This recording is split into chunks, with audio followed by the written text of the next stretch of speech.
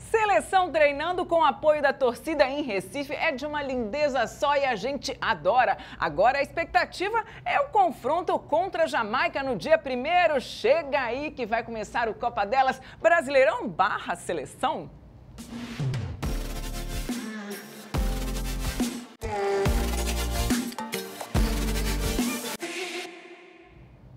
E Seleção em Pauta, eu tenho a companhia de Brenda Balbi aqui no Rio de Janeiro. E em São Paulo a gente tem a companhia de Mari Santos, nossas super colegas comentaristas aqui da TV Brasil. Bem-vindas. E antes de começar o papo, já fica a convocação para você que está acompanhando a gente. Dia 1º de junho tem um amistoso do Brasil contra a Jamaica na tela da TV Brasil às 5 da tarde. E agora sim, bem-vinda mais uma vez, Brendíssima. Fala pra mim, preparação com apoio da torcida, repercute em campo, vai fazer um bem para as meninas aí nesses jogos? Olá Marília, oi Mari, todo mundo que acompanha a gente. É isso, essa proximidade com a torcida com certeza faz muita diferença para as meninas, né? A gente vê aí a evolução do futebol de mulheres no Brasil, a gente tem aí a notícia da Copa do Mundo de 2027 aqui, então mais do que nunca esse é o momento realmente da torcida abraçar a modalidade e mais que isso, das meninas, das atletas se sentirem abraçadas, com certeza isso vai fazer bastante diferença nesses amistosos que são os últimos aí antes de Paris. Pois é. Ô Mari, a gente estava acompanhando as coletivas, né, das jogadoras e a Cris falou nessa coletiva que é esperado, né, segundo o Arthur Elias passou para elas, que a seleção da Jamaica venha com um time muito parecido com o que jogou a Copa do Mundo, mas que não vai ser um jogo fácil. A sua opinião, o que a gente pode esperar dessa partida? Oi Marília, oi Brenda, todo mundo que acompanha a gente, muito especial estar aqui com vocês pela primeira vez, né, no Copa Delas. Então, realmente Marília, eu acho que o Arthur vai ter que entrar com dois times diferentes, né, para fazer teste nesses dois amistosos, e a Jamaica deve vir muito parecida com o que jogou a Copa, né, apesar de algumas jogadoras não estarem presentes, como a Bonnie Shaw, por exemplo, que é a principal atleta da Jamaica. A Jamaica tem um time que deu dificuldades pra gente naquele 0-0, né, claro que para elas o empate interessava muito mais do que pra gente, né, já que a gente precisava da vitória para passar, mas vejo um Brasil muito mais forte, né? Um Brasil que provavelmente é muito favorito para essa partida e tem chances de ganhar da Jamaica, mas claro, pensando que elas também podem dar um pouco de trabalho para a gente, então o Arthur vai ter que rever aí como montar esse time para que a gente possa fazer dois bons amistosos visando as Olimpíadas. Pois é, e Brenda, a gente já falou aqui, a gente já trouxe das substituições, se eu não me engano, na semana passada a gente falou dessas substituições de Bia Zanerato, da Fê Palermo, da Priscila, e aí a minha pergunta para vocês duas, primeiro começando com Brenda, né? Como substituir a Bia Zanerato? A Bia que vem com a seleção nos últimos jogos, né? Todas as últimas partidas, talvez uma ausência ou outra por lesão, como essa dessa vez, né? Como substituir essa numa posição? Tudo bem, a gente tem bastante atacante, eu sei, mas eu tô falando da importância da Bia, né? Então, é realmente difícil, né? A Bia Zanerato, ela já se tornou uma figura muito carimbada na nossa seleção, né? Mas é isso, a gente tem muita atleta que pode substituir. Claro que características completamente diferentes. A gente tem aí a Bia falando dessas substituições e a Priscila também, que são duas atacantes. Eu gosto muito do estilo de jogo das duas, mas acredito que quem está entrando no lugar delas vai conseguir dar uma outra faceta para o Arthur Elias, ou seja, uma outra característica de jogo que pode se encaixar também. Claro que a gente vai ver aí como o Arthur vai montar. Acredito que ele entre com duas equipes, né? Já que a gente vai ter dois jogos, acredito que ele entre com duas equipes diferentes, com estilos de jogos diferentes, né? Formações diferentes, justamente para testar o máximo possível. Mas eu acho que é isso. Essa lesão da Bia, claro que é ruim, né? Porque perde aí mais uma data importante, mas oportuniza um outro estilo de jogo, uma outra jogadora que pode entrar ali e encaixar também. Pois é, eu não sei, de fato eu não acompanhei a questão se elas vão poder retornar de repente para os Jogos Olímpicos, a gente vai apurar isso e depois trazer aqui, mas a questão é que, por enquanto, para essas datas FIFA de agora, Debinha, Bruninha e a Laís Estevam que foram chamadas, né, Mari? A Debinha era se esperado. O próprio Arthur Elias tinha comentado da ausência dela na coletiva de convocação e já chamou assim que pôde, né? Pois é, eu acho que o Arthur Elias, Marília, ele está pensando muito nessa renovação da seleção, né? Claro que a gente tem os Jogos Olímpicos pela frente, mas eu imagino que a nossa maior meta a partir de agora seja tentar vencer a Copa dentro da nossa casa, né, em 2027, e eu acho que isso já começa agora, né? Eu acho que as Olimpíadas, claro, será um momento de despedida também, né? Porque provavelmente a Marta não volta mais para a seleção, a Cristiane não sabemos, né? Ela até brincou na coletiva que pode ficar até a Copa, quem sabe, mas eu não sei, não acredito muito nisso, também porque ainda falta muito tempo, né? E a gente sabe que o futebol ele muda muito. E a Debinha é uma jogadora que também está nesse ciclo de transição, né? Apesar de ela ter sido artilheira da Era Pia e ter muito espaço também na seleção, é uma jogadora que deixou a desejar, né? Principalmente nos momentos decisivos para a seleção brasileira. Então, eu acho que a Debinha é sim uma jogadora importante, mas eu queria de verdade ver as jogadoras mais novas tendo espaço no ataque e senti muito essa perda da Priscila, né? Porque eu acho que a Priscila estava encaminhando ali para garantir uma vaga para as Olimpíadas, né? Desde que a Arthur Elias chegou, ela foi muito bem. E aí agora com essa lesão ela se afasta um pouco mais e perde o espaço de pelo menos nesses amistosos mostrar o seu trabalho. E outra jogadora que eu já queria ter visto desde o começo nas listas e que o Arthur tinha deixado de lado é a Bruninha, né? Bruninha que no Gotham não tá fazendo a sua melhor temporada, ano passado ela jogou melhor, né, na NWSL, mas que é uma jogadora da nova geração que eu vejo como possibilidade de ser titular nos próximos anos, né, na nossa lateral. Então fiquei muito feliz com esse retorno da Bruninha. Claro, a Debinha pode ajudar muito, mas quero mesmo ver essa renovação e essas novas atletas aí tomando posição e tendo mais maturidade, né, para jogar pela seleção.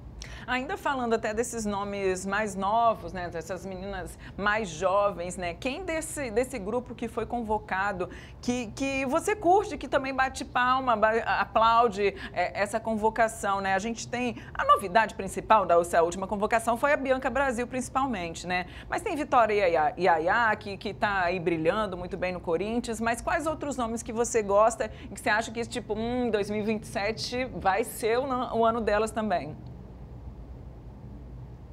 Eu acho que o grande nome e a grande surpresa dessa seleção, não tanto surpresa, né, mas assim, pela responsabilidade que mostrou e pela maturidade dentro de campo é a Taiciane, né, jogadora que foi recentemente aí a maior venda da história do futebol brasileiro em questão de cifras, né, o Corinthians vendeu ela para o Houston Dash da NWSL e é uma jogadora que tanto na Copa Ouro quanto na She Believes Cup praticamente tomou a zaga ali, é uma jogadora que com a ausência da Rafaele se impôs muito como quase uma capitã, né, apesar de ter apenas 21 anos, e é uma jogadora que em 2022 a gente viu ser eleita a terceira melhor jogadora do mundo, né, na Copa Sub-20. Então, eu acho que a Taiciane é a principal jogadora hoje jovem que a gente tem e vejo ela com espaços para ser titular em 2027. A gente está falando ainda de 3 anos, muita coisa pode acontecer, mas essa geração do Sub-20 de 2022 é uma geração que eu espero muito ver se concretizando na profissional, né? E aí eu falo de Taiciane, de Iaiá, de Bruninha, a própria Lauren, que perdeu espaço, mas que na Copa Sub-20 foi muito bem,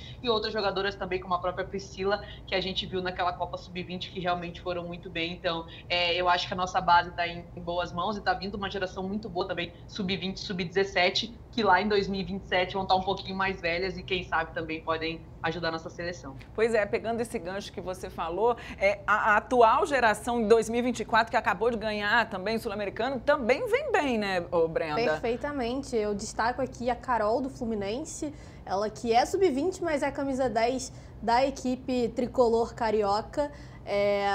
Cara, eu realmente tenho, assim, muita expectativa com essa geração futura, porque são atletas que elas já são atletas de fato, né? Porque muito se questiona essa questão das gerações, da minha geração, posso colocar assim, que não tinha ainda um vislumbre de profissionalismo, e aí você fica naquele limbo, né? Caramba, eu sou profissional, eu sou amadora, o que eu sou, né? Em que espaço que eu tô? E aí a gente pega essa geração Sub-20 que já tá entrando literalmente profissional. Cara, você é profissional, você tá passando por categorias de base, você tá passando por todo o ciclo, sabe? Você tá chegando na equipe adulta, passando por toda a categoria de base. Então eu acredito muito nessa safra Sub-20 que a gente vai ter aí para 2027, contando também com alguns nomes que já estão na ativa hoje. Eu destaco principalmente dessa seleção dessa convocação, não essa específica, porque a Priscila foi desconvocada, mas a Priscila, cara, eu sou muito fã da Priscila. Eu acho que ela tem tudo para ser um dos grandes nomes do nosso futebol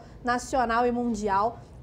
Como a Mari falou, a Tarciane também, a Lauren, a Bruninha. Enfim, eu tô com muita expectativa e muito esperançosa com essa nossa futura geração. Bacana, eu também, eu confesso, não posso mentir. Principalmente esses nomes que vocês trouxeram, a Tarciane já é um nome que a gente fala há muito tempo aqui, principalmente aqui no Rio de Janeiro, porque ela veio do Daminhas, ela foi pro Fluminense, enfim, e tá brilhando demais, né? A zagueira, artilheira, enfim, eu tenho muito... Quando muita gente pergunta, para 2027, ou até antes, porque 2027 essa questão da gente sediar o Mundial é recente, mas quem vai fazer a transição de Marta, Cristiane, para quem elas vão entregar o bastão? Gente, tem muitas meninas de talento absurdo e super assina embaixo do que Brenda falou, é isso mesmo, assim, elas estão entendendo o nível em que estão e são profissionais mesmo, enfim, vão brilhar, acho. Agora, passando para um assunto que é o oposto do que a gente está vivendo, que é a situação da seleção da Argentina. A gente vive um momento no Brasil de consolidação, de evolução. Agora, com a Copa que vamos sediar em 2027, a gente espera que isso evolua cada vez mais, mas na Argentina a gente tem informações de que não está muito legal por lá, não, né? A Lorena Benítez publicou nas redes sociais a falta de apoio por parte da Confederação. Elas vão jogar também, elas estão em data FIFA, vão jogar contra a Costa Rica e segundo elas, falta muito apoio. O que pode ser feito, Mari? Porque a gente, quando fala da modalidade, a gente pensa no continente e a gente realmente não espera que uma seleção que no masculino foi campeã mundial, a atual campeã mundial, não tenha dinheiro nem sequer para pagar o lanche das jogadoras conforme elas mesmo denunciaram. Pois é, Marília, é mais um caso, né, de descaso que a gente vê no futebol sul-americano, principalmente feminino, e eu tive recentemente a oportunidade de conversar com a Emily Lima, né, que já foi técnica da seleção brasileira e que hoje é coordenadora de seleções e técnica do Peru, e ela disse que o Brasil está 15 anos, no mínimo, à frente das outras seleções em questão de investimento, em questão, né, de tudo com a modalidade do feminino, e isso, claro, passa também por essa falta de respeito. Eu acho que hoje no Brasil a gente já conseguiu com que as confederações e as federações, enfim, partindo da CBF e passando pelos clubes e federações estaduais, dessem um pouco mais de respeito, né, com o futebol feminino, tivessem um pouco mais de respeito e pelo menos tentassem olhar com um pouco mais de carinho, né? Desde 2020, quando a gente passa a criar diretorias específicas do futebol feminino, você passa a ter um olhar para aquilo, né? Então, quando a Pellegrino e a Duda Luizelli chegam para a seleção, são pessoas capacitadas e que vão olhar diretamente para o feminino. Já em outras federações, como a Argentina, por exemplo, a gente não tem isso. Então, a gente tem uma dificuldade de que profissionais e bons profissionais que gostam da modalidade, que acompanham a modalidade, consigam olhar de fato para o futebol feminino, que acaba sendo largado, né? Eu estava lendo as recentes notícias sobre isso, viu que a Lorena escreveu também, né, jogadora que passou aqui pelo Brasil, que estava no Palmeiras e que agora está no Boca Juniors, e é muito triste nessa situação, porque você vê jogadoras que não vão receber a diária, né, por estar jogando pela seleção, e até a falta de comida, como você mesmo falou, né, de não conseguirem almoçar, de certa forma. São atletas profissionais que jogam em grandes clubes. A própria Banini, né, uma jogadora histórica da Argentina, joga no Atlético de Madrid, então joga na Europa, joga num time grande da Espanha e está vivendo toda essa situação com a sua seleção. Então, é realmente triste e desanimador de ver que em 2024 ainda a gente está tendo que brigar e lutar por coisas que deveriam ser obrigações, né, das federações. Pois é, e a gente às vezes reclama, nossa, no Brasil falta apoio, muita gente torce o nariz ainda para a modalidade, mas lamentavelmente é muito pior pior aqui nas nossas vizinhas, nas nossas irmãs, né? A AFA não se pronunciou, a Confederação da Argentina não se pronunciou sobre isso. Teve sim uma fala do treinador, do Germán Portanova, a própria goleira Vanina Correia, a zagueira Aldana Comete falaram sobre o assunto, disseram que respeitam a decisão delas, mas que achavam que essa luta deveria acontecer por dentro, que elas estivessem mais unidas. Mas acho que todo mundo aqui se concordar aqui, que se a Lorena e todas as outras 3, por enquanto são 4 jogadoras que abriram mão da seleção da Argentina, se elas não tivessem falado, a gente não ia saber, a gente não ia estar debatendo isso aqui, né, Brenda? Com certeza. Eu acho que muitas vezes, dentro das próprias estruturas, se passa para que as coisas sejam resolvidas de dentro para fora, justamente para que não tenha uma cobrança externa, porque quando tem uma cobrança externa, aí o cobertor fica curto, né? E eles precisam se mexer. E quando tá uma coisa ali meio por dentro, você consegue controlar, eles no caso, né? Conseguem controlar a situação prometendo coisas que não são cumpridas. Então, definitivamente, se não tivesse sido exposto, se essas atletas não tivessem colocado a cara a tapa e falado, não, não vou para essa data porque tá acontecendo isso e isso, se elas não tivessem exposto, claramente nós não saberíamos do que está acontecendo lá na seleção da Argentina. Por isso que eu acho tão importante que cada vez mais as jogadoras se posicionem e, assim, se posicionem externamente sobre as situações que não são favoráveis, que não estão de acordo ali com o mínimo, né, gente? Com o básico. Como é que você... Alimentação, Como é que você convoca uma atleta de alto rendimento e você não dá o almoço para ela, sabe? Isso é muito absurdo. Uma questão me chamou a atenção também, até o transporte. Algumas usavam transporte público. Nada contra, eu também uso, só que eu não sou jogadora profissional e nem preciso dormir tão bem para fazer gol no dia seguinte, né? Exatamente. É muito absurdo. E, assim, eu torço para que cada vez mais os atletas entendam o papel e a força que elas têm, sabe? Porque elas carregam ali a camisa da sua seleção, a camisa dos seus clubes, e muitas vezes, se elas não se expuserem, as coisas não vão mudar, infelizmente. Então, que elas tenham essa consciência de que elas podem e devem se manifestar, que a mídia, ela tá aberta, a gente está aberta para conversar com vocês, para ajudar vocês no que vocês precisarem, e aí eu acho que fica aí esse adendo também, porque é super importante.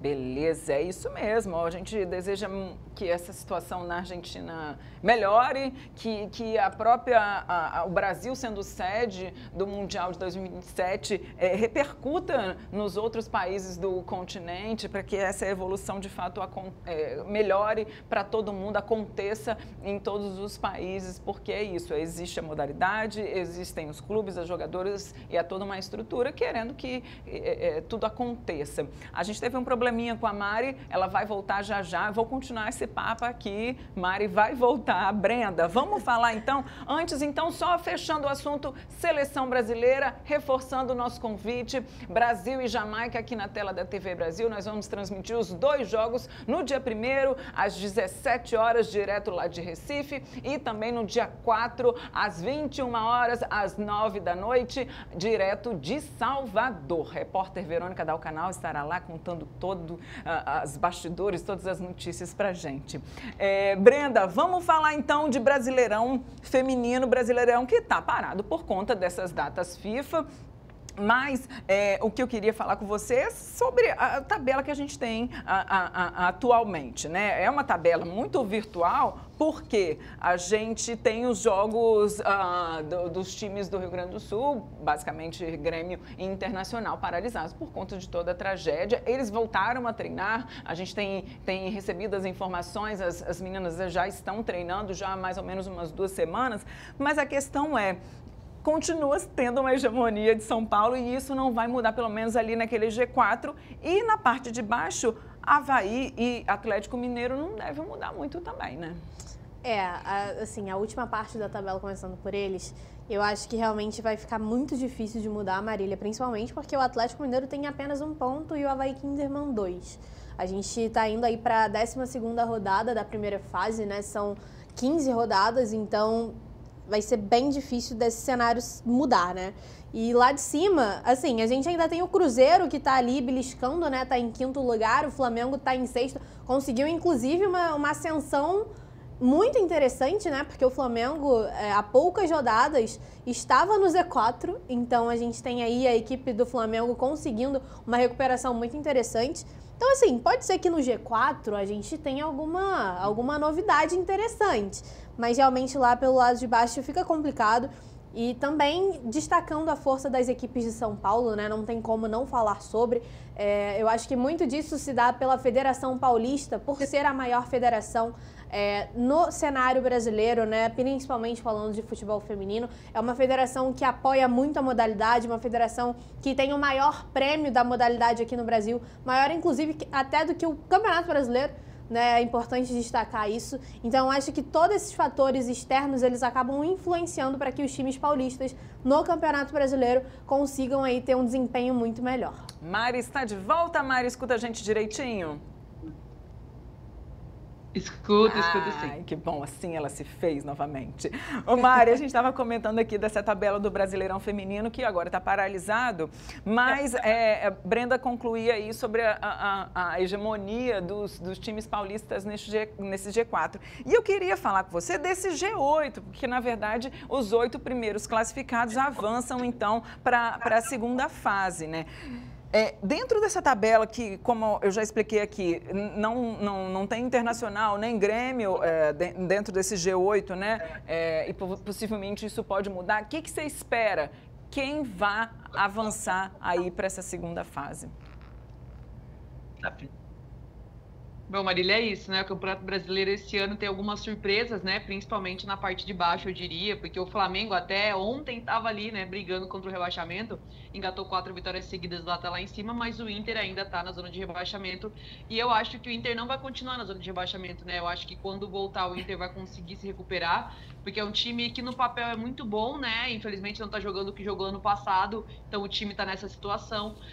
Então, alguns times ali de cima, o próprio Botafogo, o Fluminense, vão ter que tomar um pouco de cuidado também para não entrarem nessa zona depois disso, né? E outros 2 times que estavam muito bem, que é o Real Brasília e o América Mineiro, também já começaram a oscilar. Então, atenção também nesses times que estavam fazendo uma baita campanha e que brigam aí por essas 8 primeiras vagas. Eu acho que algumas vagas já estão definidas, né? A gente sabe que o Corinthians, praticamente classificado, vai se classificar em primeiro. Temos São Paulo, Ferroviária, Palmeiras, então times que já estão ali praticamente classificados, ainda não matematicamente, mas que vão garantir. E aí essas últimas 3, 4 vagas que a gente vai ter nesse G8 vão ser bem disputadas e interessantes de ver, principalmente que o Brasileirão tem essa pausa e vai voltar um pouco lá na frente. Isso aí, vai voltar no dia 7 de junho, vão voltar os jogos. Essa 12ª rodada vai começar exatamente dia 7 de junho, vai ser numa sexta-feira e vai ter um jogaço entre Flamengo e Grêmio. A gente vai deixar esse jogo para comentar mais para frente. Tem muita água para rolar ainda, tem muito treino para rolar ainda.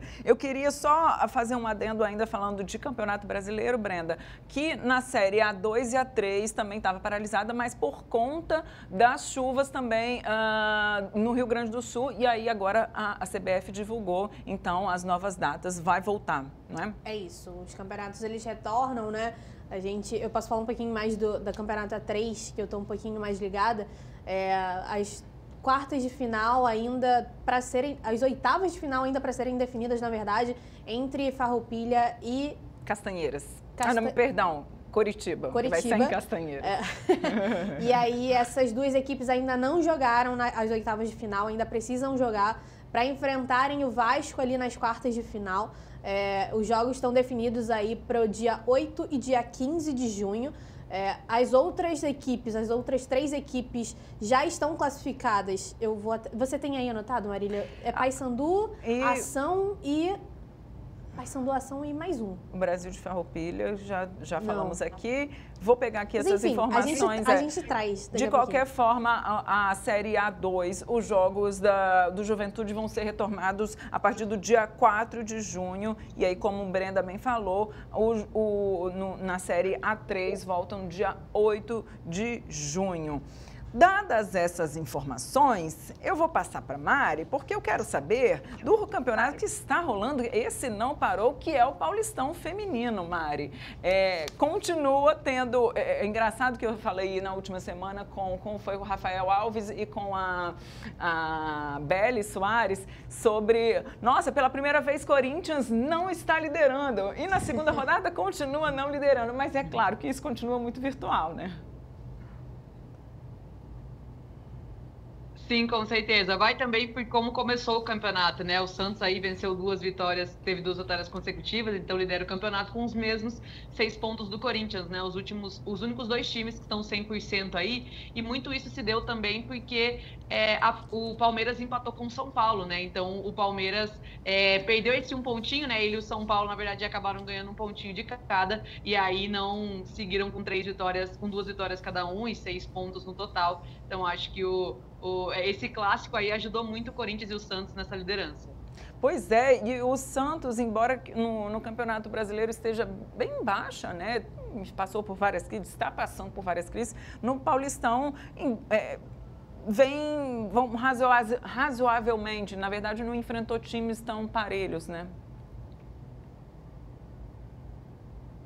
Pois é isso, né? Isso, e o Campeonato Paulista desse ano também está com um time a menos, né? São 11 em comparação aos os últimos anos que tiveram 12 times. Então, sempre um time vai folgar na rodada, né? Então, nessa segunda rodada foi a Ferroviária. Então, a Ferroviária ponto só. E aí agora ainda não conseguiu jogar, na verdade perdeu, né, a primeira partida pro Palmeiras e ainda não conseguiu jogar a segunda partida, então tem um jogo só, a Ferroviária vai jogar mais pra frente, enfim, só volta na terceira rodada para enfrentar o Red Bull Bragantino, então tem isso também, né, nesse começo quem folgar vai ter que buscar os pontos lá na frente, porque vai ficar sempre um jogo a menos para jogar nesse Campeonato Paulista Feminino. Beleza. Brenda, você tem informação aí da 2? Só completar aqui da 3, na verdade, A3. né?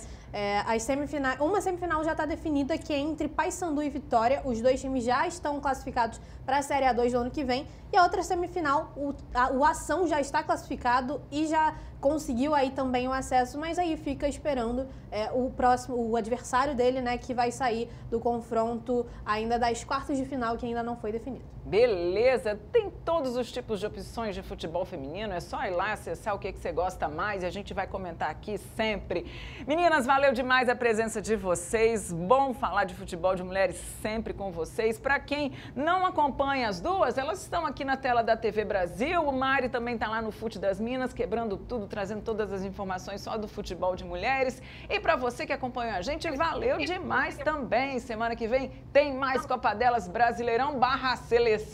E se lembre, a TV Brasil, a tela da gente também é a tela do futebol feminino. Fiquem ligados nas nossas redes sociais e acompanhem a agenda de jogos. Até a próxima!